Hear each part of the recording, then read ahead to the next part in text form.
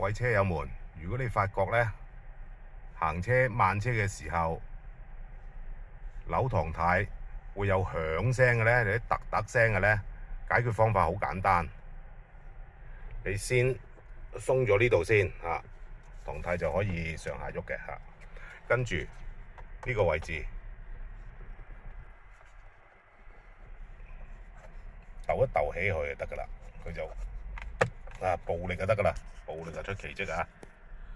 呢度又係抖一抖就得噶啦，咁就開咗噶啦。跟住咧，其實咧就係唔知望唔望得到咧，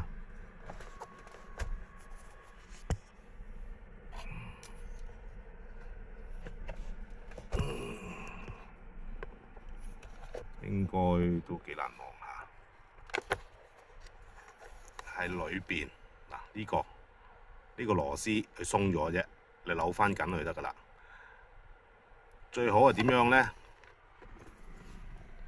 就插埋下邊呢個冚，呢個冚點插咧？3口螺絲擰過嚟見唔見到？呢度一口。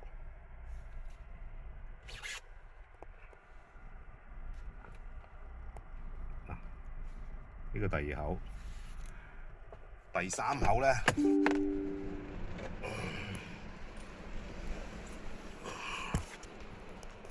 就喺下邊嘅呢個位，呢度見唔見到？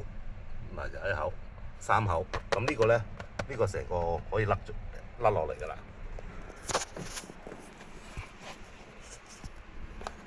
咁呢個嘢就開去。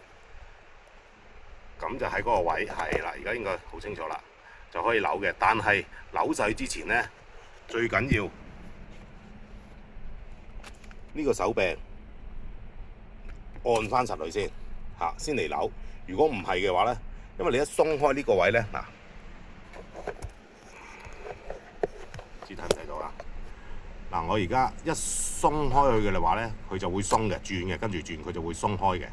如果你鬆開嚟扭實佢咧，到你扭實咗之後咧，你想拱翻上去就好難㗎啦，就拱咗上去先，係啦，lock死咗佢先至扭啱啱緊就得㗎啦，咁就 OK 㗎啦，咁啊解決咗呢個問題。